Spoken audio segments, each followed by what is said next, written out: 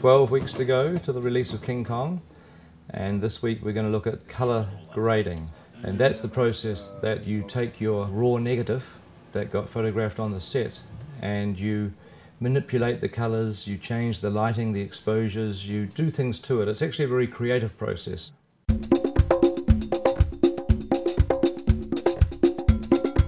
Here in the scanning and recording department, we get the film in its physical form and we convert it into the digital image, which then goes off around the facility for the artist to work on. The film comes in onto this machine here, which is the RE laser film scanner. It's the newest scanning technology you can get, and we can start the scanning process.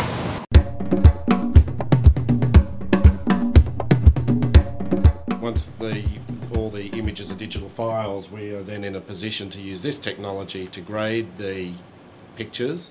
What we use to grade the film is discrete luster. This software was pioneered on Lord of the Rings, so it's evolved and we're continuing to use that. It's a very powerful tool in making the film a little stylized, making it look more real.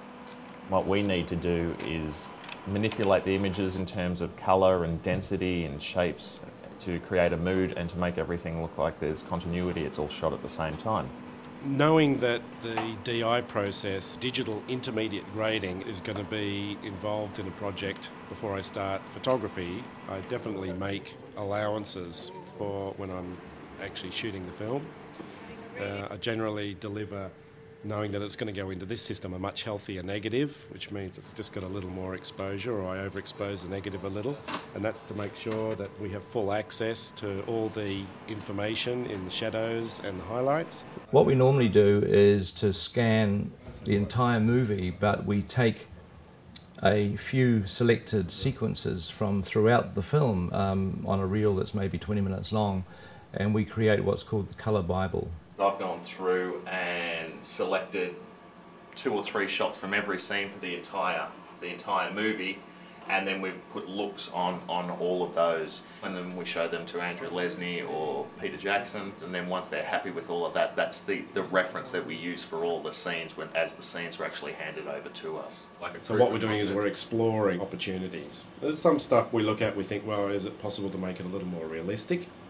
Is there, something wrong with this picture, or is it, that the highlights need a bit more of a lift, or, will it be sort of more interesting if we move it into a slightly different time of day? What we'll do is we'll then firm it all up so that, you don't know that there's been a grade there at all. The colour timing can do a lot to change scenes that are shot like in daytime and you want to make it look like night. So if you want to darken a scene down, you can do that, but you may not want to darken somebody's face.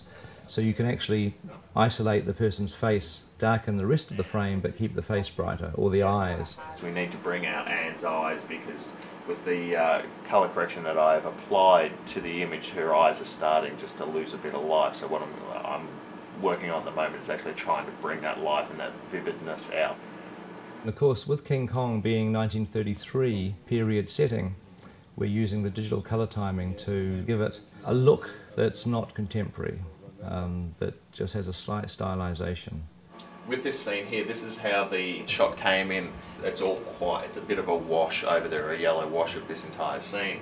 When Peter turned this scene over to us, one of the things he said is, let's see if we can get some separation in terms of density and colour, just so it's not all one colour. So it was our job to try to extract some stuff out of this. The jungles of Skull Island are a really important aspect of the look of the film, and the colour timing allows us to pick little pinpoints of light that are shining through the leaves and burn those out, give a lot of depth to what is essentially our composited miniature jungles.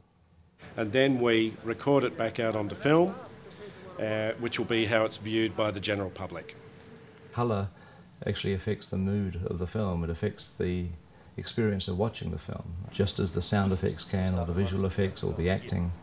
The colour is often overlooked, but it's a really, it's a key part of the creative process of the finished film.